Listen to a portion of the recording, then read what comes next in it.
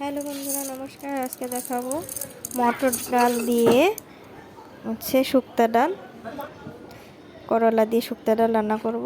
তো মটর ডাল আমি ভালোভাবে ধুয়ে প্রেশার কুকারে এটা সিদ্ধ করে নেব। আমাদের সিদ্ধ করা হয়ে গেছে। এটা কতক্ষণ থাকবে ততক্ষণ আমরা করলা সর্ষের তেল দিয়ে ভেজে নেব। লবণ দিয়ে দিলাম হলুদের গুঁড়া, ভালোভাবে মাখিয়ে নেব। এখন কড়াইতে একটা একটা করে ভালোভাবে ভেজে নেব।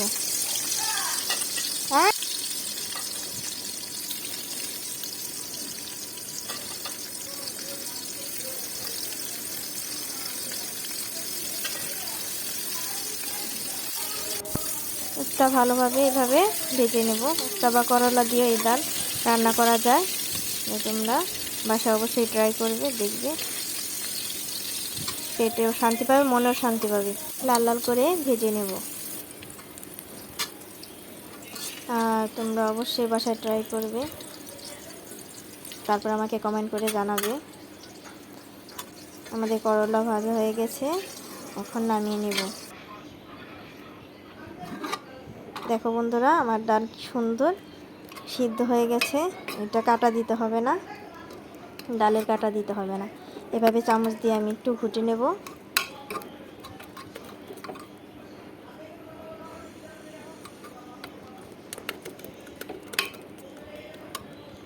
এখন একটু জল দিয়ে দেব, যতটুকু পরিমাণে ঘন করবে। আর এই ডালটা কিন্তু একটু ঘন ঘনই হয়, পাতলা করবে না, একটু ঘন রাখার চেষ্টা করবে।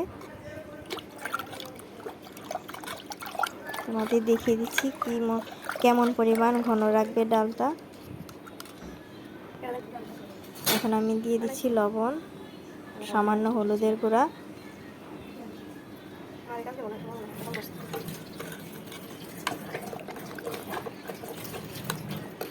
দেখে নাও বন্ধুরা কেমন ধরনের ঘন করবে। এর উপরে ফেনা পড়ছে, এই ফেনাগুলোকে আমি চামচ দিয়ে ফেলে দেব। এভাবে উঠে উঠে ফেনাগুলোকে ফেলে দিতে হবে।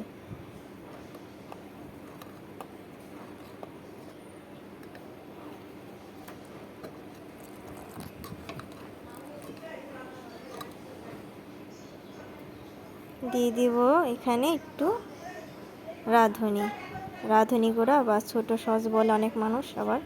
আর এখানে একটা তেজপাতা ভেঙে চুরে আমি এটাকে বেটে নেব ভালোভাবে। এটার কারণে স্বাদ আরও দ্বিগুণ বাড়বে। দেখেছো কীভাবে মিক্স করে নিয়েছি, ঠিক এভাবে পাটায় বা শিলে বেটে তোমরা মিক্স করে নেবে। আর ডালটা বলক এসে পড়েছে, এখন করলাগুলো দিয়ে দিব।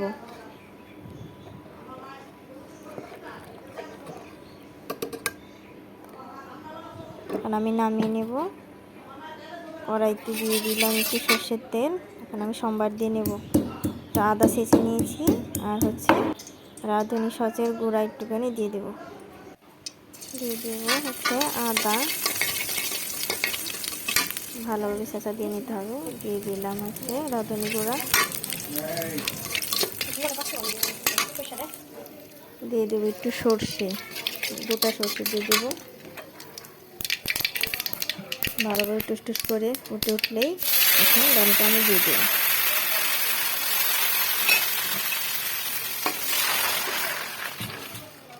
তো বন্ধুরা, আমার ভিডিও যদি ভালো লাগে অবশ্যই সাবস্ক্রাইব করে দিও বন্ধুরা।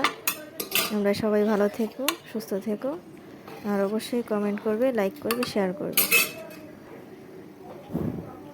তো এখন আমি দিয়ে দেবো এই যে রাঁধুনি আর তেজপাতা যে বেটেছিলাম সেই বাটাটুকু এখন দিয়ে দেব।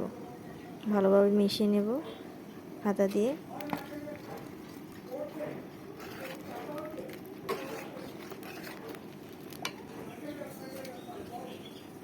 এখন দিয়ে দেবো একটু চিনি।